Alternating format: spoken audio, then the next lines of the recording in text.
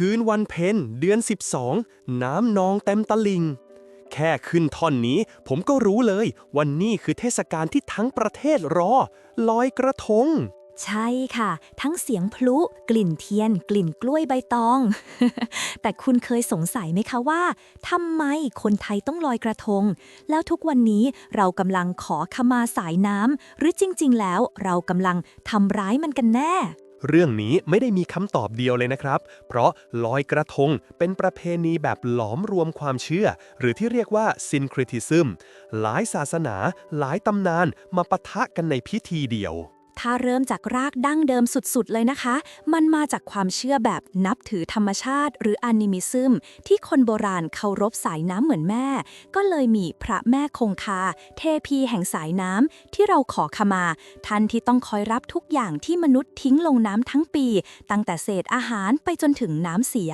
ฟังดูดีมากแต่ถ้าคิดอีกมุมก็เหมือนเราทำผิดทั้งปีแล้วมาขอขมาท่านปีละครั้งด้วยการทิ้งกระทงเพิ่มอีกอันนึงนั่นแหละค่ะ จุดขัดแย้งทางจิตวิญญาณที่นักวิชาการเขาเรียกว่า crisis of faith เรากำลังขอขมาด้วยการทิ้งของอีกแบบหนึ่งอยู่หรือเปล่า หลังจากนั้นศาสนาพุทธกับพราหมณ์ฮินดูก็เข้ามาผสม บางพื้นที่ลอยเพื่อบูชารอยพระพุทธบาท บางภาคเหนือบูชาพระอุปคุตที่จำศีลอยู่ในทะเล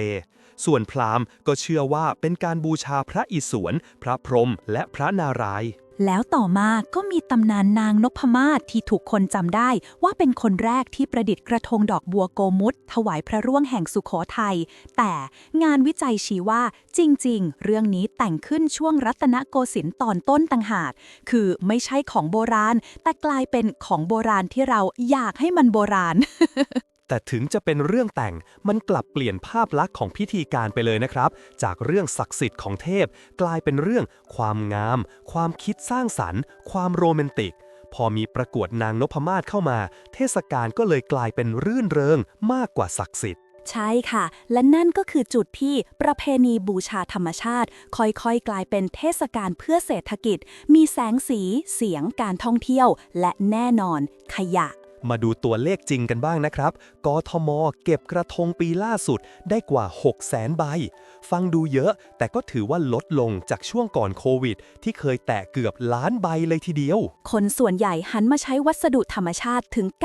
96% ฟังดูเหมือนดีใช่ไหมคะ แต่จริงๆ แล้วมันคือปัญหาใหม่ เพราะขยะอินทรีย์พวกนั้นมันไม่ได้หายไปเอง ถ้าเก็บไม่หมดมันก็ไหลลงทะเลย่อยสลายแบบไร้ออกซิเจนและปล่อยก๊าซเรือนกระจกด้วยยังมีพระเอกผิดตัวอีกหนึ่งคือกระทงขนมปังที่หลายคนคิดว่าช่วยปลาแต่ผลวิจัยบอกว่าปลากินไม่ทันขนมปังจมน้ำแล้วกลายเป็นอาหารของแบคทีเรียดึงออกซิเจนในน้ำไปหมดน้ำเน่าสัตว์น้ำตายกลายเป็นขยะรักโลกที่ทำร้ายน้ำที่สุดส่วนกระทงใบตองหยวกกล้วยก็ไม่แพ้กันค่ะปัญหาไม่ได้อยู่ที่ย่อยได้หรือไม่แต่อยู่ที่จำนวนปีหนึ่งลอยกันเป็นแสนใบแม้ย่อยได้แต่ก็ย่อยไม่ทันและที่หนักสุดคือตับปูเข็มหมุดที่ใช้กลัดพอเอาไปทำปุ๋ยชีวภาพก็เจ๊งหมดเพราะเครื่องจักรพังเจ้าหน้าที่บาดเจ็บ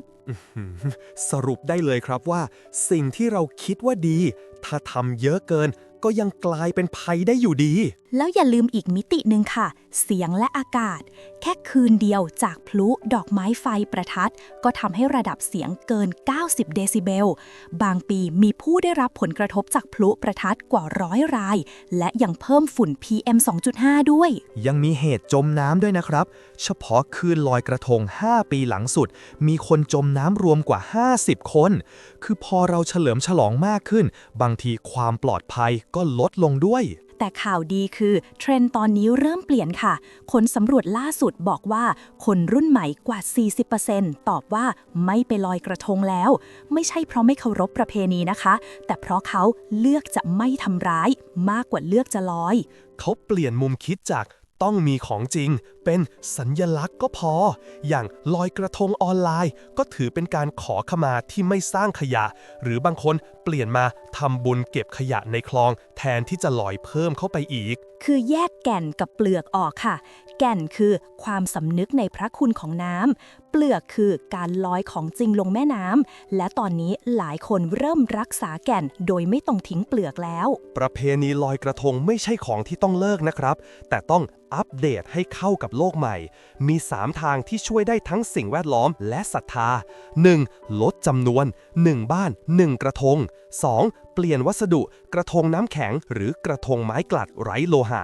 3. เปลี่ยนวิธีลอยกระทงออนไลน์ หรือลอยเชิงสัญลักษณ์ในบึงปิด ที่จริงซอฟต์พาวเวอร์ของลอยกระทงก็ยังอยู่ได้ค่ะ ถ้าเราย้ายโฟกัสจากการลอยของลงน้ำไปเป็นงานวัฒนธรรมบนฝั่ง เช่น การแต่งชุดไทย ตลาดย้อนยุค การแสดงพื้นบ้าน ทั้งหมดนี้คือการรักษาความงดงาม โดยไม่สร้างขยะแม้แต่นิดเดียว เพราะสุดท้ายการขอขมาพระแม่คงคาที่แท้จริง ไม่ใช่การทิ้งกระทงสวยๆลงน้ำแต่คือการหยุดทิ้งของเสือใส่ท่านตลอดทั้งปี